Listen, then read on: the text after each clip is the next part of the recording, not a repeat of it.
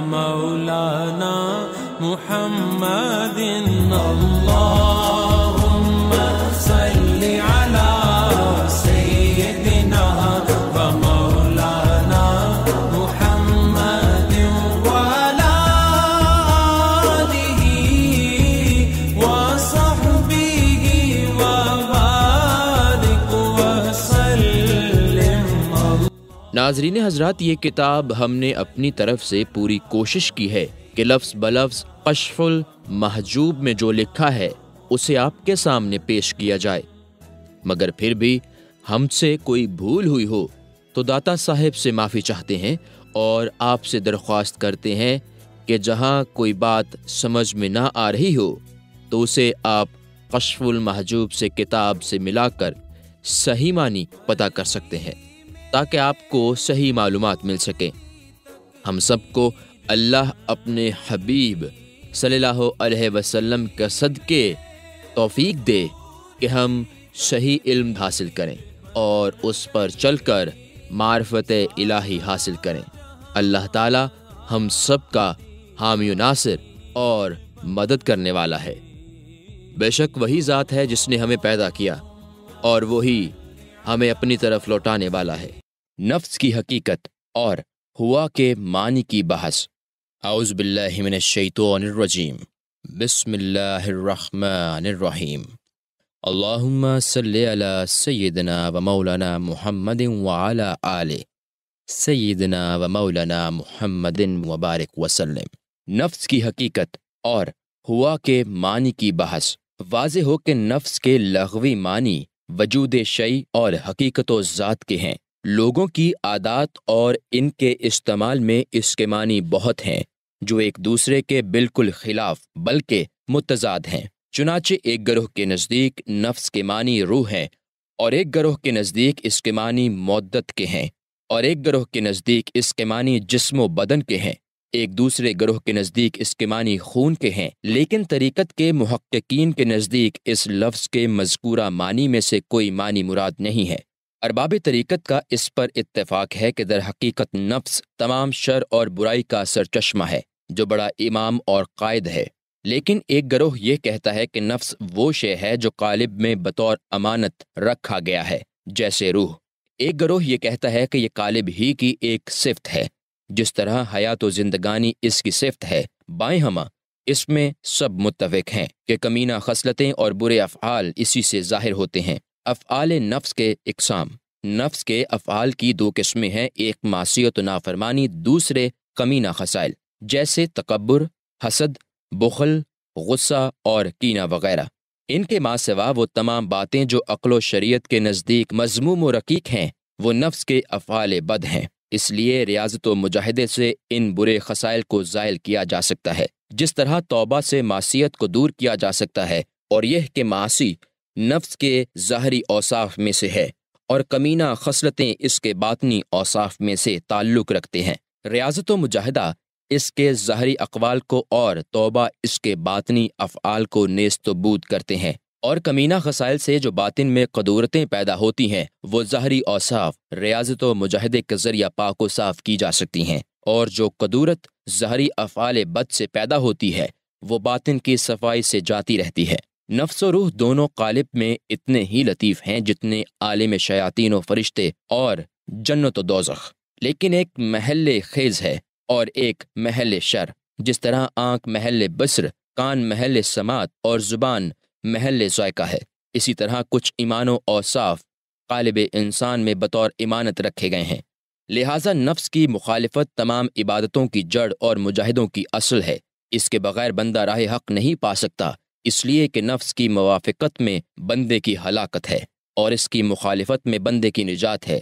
چونکہ حق تعالیٰ نے اس کی مذمت فرمائی ہے، جیسا کہ ارشاد ہے وَنَحِنْ النَّفْسَ عَنِ الْهَوَىٰ فَإِنَّ الْجَنَّةَ هِيَ الْمَأْوَىٰ.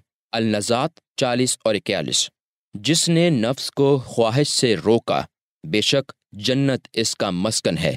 اور ارشاد ہے أَفَكُلَّمَا جَاءَكُمْ رَسُولٌ بِمَا لَا تَهْوَىٰ أَنفُسُكُمُ اسْتَكْبَرْتُمْ. البقرہ آیت 87. جب بھی تمہارے پاس رسول وہ چیز لے کر آئے جو تمہارے جی کو پسند نہیں تھی تو تم نے اس سے تکبر کیا۔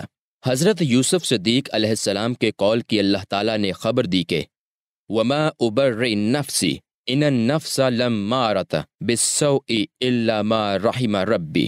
یوسف آیت 53۔ میں اپنے نفس کی پاکی نہیں بیان کرتا، کیونکہ نفس تو بہت زیادہ برائی کا حکم کرنے والا ہے، مگر جو خدا نے مجھ پر رحم فرمایا۔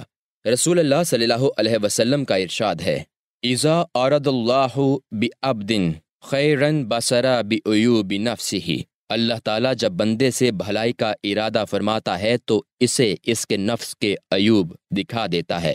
احادیث میں مذکور ہے کہ اللہ تعالیٰ نے حضرت داؤد علیہ السلام پر وحی نازل فرمائی، یا داؤد آد نفسک فإن ودئی فی عداوتہا۔ اے داؤد، تم اپنے نفس کو دشمن جانو، کیونکہ میری محبت اس کی دشمنی میں ہے۔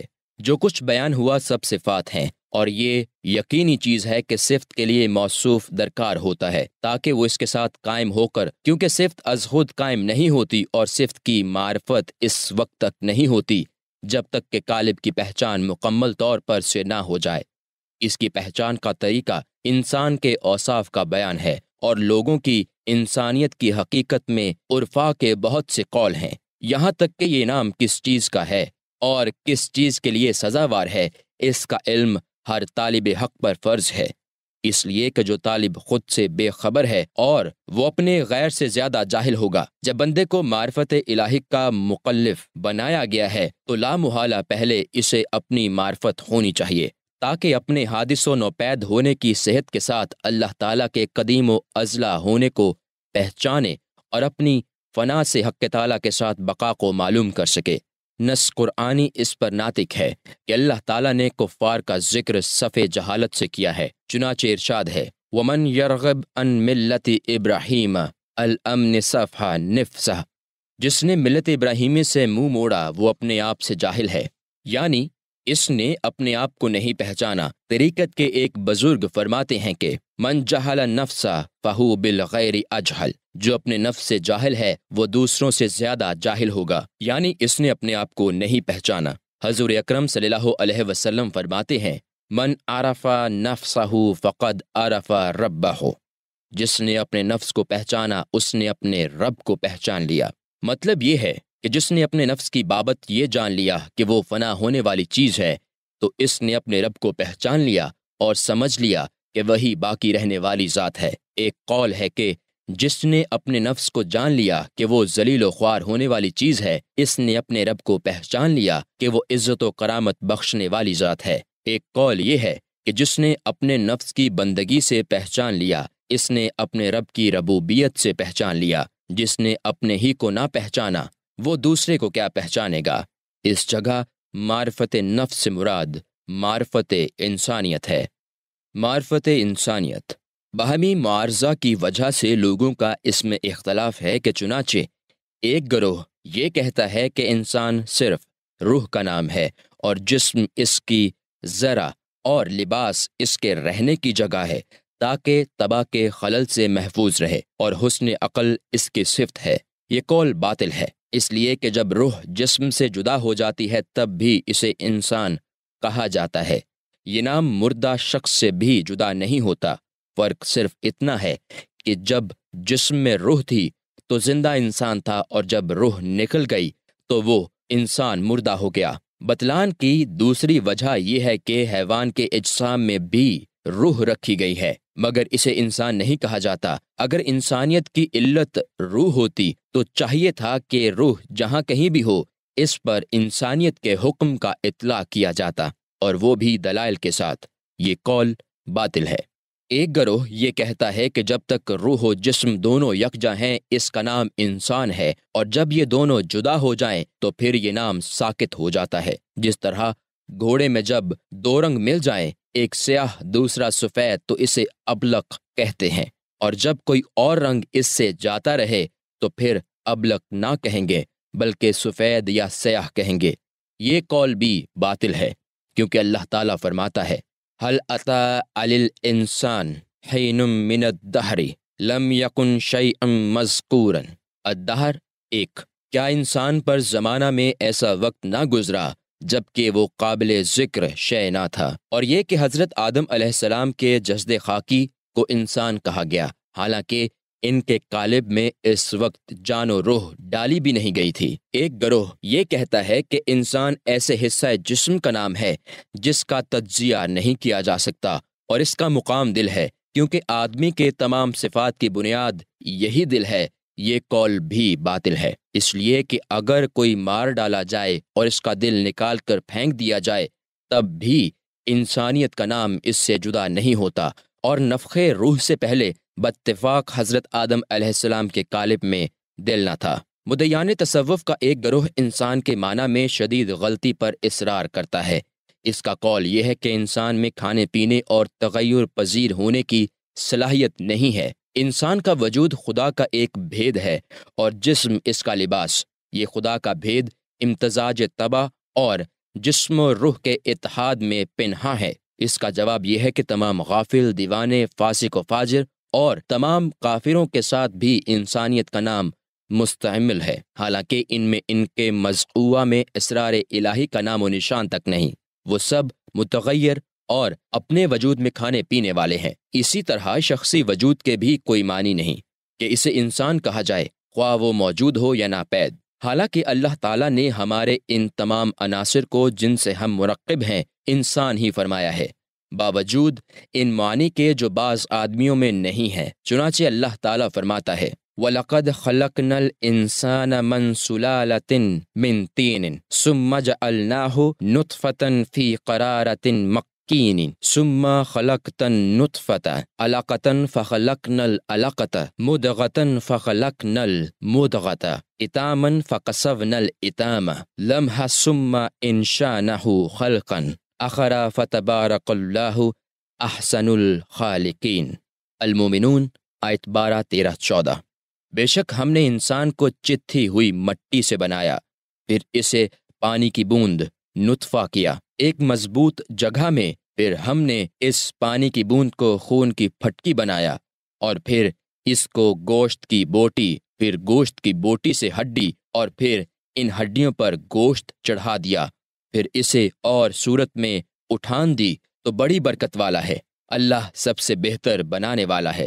لہٰذا بفرمان الہی جو تمام سچوں سے بڑھ کر سچا ہے، یہ مخصوص صورت جو اعضاء و طباع اور مزاجوں سے مرکب ہے، اس کا نام انسان رکھا ہے، جیسے کہ اہل سنت و جماعت کے ایک گروہ نے کہا کہ انسان اس صورت کا نام ہے جو ان صفات کے ساتھ مخصوص ہے، جو کہ اس کے نام کو اس کی موت سے جدا نہیں کرتی، یہاں تک کہ ظاہر و باطن کی جو کیفیت اس صورت مخصوصہ پر مرتب ہے، اسی ظرف و اعلیٰ ہی کا نام انسان ہے۔ اس صورت محدودہ و مخصوصہ سے مراد تندرست و بیمار ہونا، اور اعلیٰ موسومہ سے مراد مجنون و پائل ہے اور غافل ہونا ہے۔ باتفاق جو خصلت میں صحیح تر ہوگا وہ اتنا ہی کامل تر ہوگا۔ کامل تر انسان۔ واضح ہو کہ محققین کے نزدیک کامل تر انسان باعتبار ترکیب 3 معنی سے ہوتا ہے، ایک تو روح، دوسرے نفس، تیسرے جسم، اور اس کے ہر ذات و وجود کے لیے ایک صفت ہوتی ہے جو اس کے ساتھ قائم ہوتی ہے۔ روح کے لیے عقل، نفس کے لیے خواہش، ہوا، اور جسم کے لیے احساس۔ انسان سارے عالم کا نمونہ ہے اور عالم نام دونوں جہانوں کا ہے۔ انسان میں دونوں جہان کی نشانیاں موجود ہیں۔ اس جہان کی نشانیاں پانی، مٹی، ہوا اور آگ ہے۔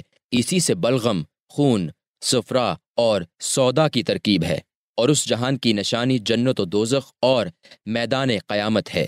انسان میں جنت کی لطائف کی قائم مقام روح ہے، اور دوزخ کی آفت اور اس کی ہولناکیوں کا قائم مقام نفس ہے، اور میدان قیامت کا قائم مقام جسم ہے۔ ان دونوں معنی کا جمالوں پر تو قہر و محبت ہے، لہٰذا جنت خدا کے رضا کی تاثیر اور دوزخ اس کی ناراضگی کا نتیجہ ہے۔ اسی طرح مومن کی روح معرفت کی راحت اور اس کا نفس حجاب و ضلالت سے ہے۔ جب تک مومن کی روح معرفت سے نجات حاصل کر کے جنت میں نہ پہنچے، وہ دیدار الہی کی حقیقت سے بہرہ ور نہیں ہو سکتا، اور مراد کی تحقیق سے ہم کنارہ نہیں ہو سکتا، اور نہ قربت و معرفت کی حقیقت جو روح ہی کی اصل ہے حاصل کر سکتا ہے۔ جو شخص دنیا میں خدا کو پہچانتا ہے وہ دوسروں سے منہ موڑ کر راہ شریعت پر قائم رہتا ہے، اور روز قیامت نہ دوزخ میں جائے گا اور نہ پل صراط کی دشواریوں سے دوچار ہوگا۔ خلاصہ یہ ہے کہ مومن کی روح اسے جنت کی طرف بلاتی ہے، کیونکہ روح دنیا میں جنت کا نمونہ ہے، اور نفس دوزخ کی طرف لے جانے والا ہوتا ہے، کیونکہ نفس دنیا میں دوزخ کا نمونہ ہے۔ مومن و عارف ربانی کے لیے عقل مدبر کامل ہے، اور جاہل و ناداں کے لیے نفس کی خواہش نکمی قائد ہیں۔ عارف کے عقل کی تدبیر درست و ثواب اور اس کے ماسوا کی خطا و غلط، لہٰذا طالبان حق پر واجب ہے کہ ہمیشہ نفس کی مخالفت کی راہ پر جمے رہیں، تاکہ اس کی مخالفت میں عقل و روح مدد کرتی رہے، کیونکہ وہ اسرار الہی کا مقام ہے۔ واللہ عالم بالصواب۔ حقیقت نفس میں مشائخ کے اقوال۔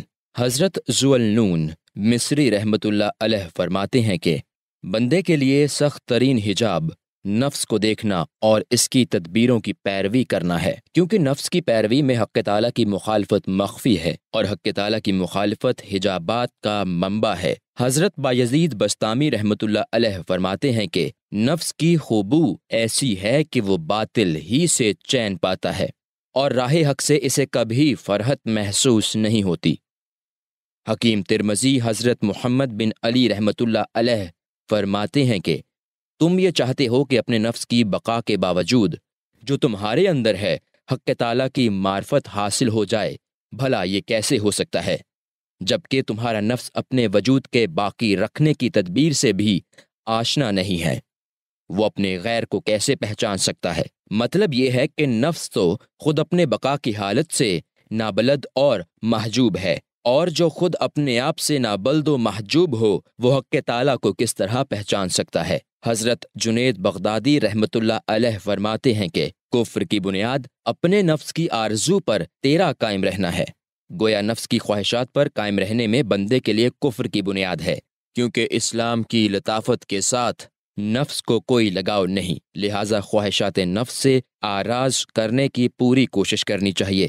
اس سے پہلو تہی کرنے والا منکر ہوتا ہے، بلکہ منکر بیگانہ حضرت ابو سلیمان درانی رحمۃ اللہ علیہ فرماتے ہیں کہ نفس امانت میں خیانت کرنے والا اور رضائے الہی سے روکنے والا ہے، اور سب سے بہتر عمل نفس کشی ہے، کیونکہ امانت میں خیانت بیگانگی اور رضائے الہی کے ترک میں گمشدگی ہے۔ اس سلسلے میں مشائخ کے اقوال بکثرت ہیں، جن کی تفصیل پیش کرنا دشوار ہے۔ اب میں اپنے مقصود کی طرف آتا ہوں، اور حضرت سہل رحمۃ اللہ علیہ کے مذہب کے اثبات اور ان کے مجاہدہ نفس، ریاضت اور حقیقت کو بیان کرتا ہوں۔ وباللہ التوفیق۔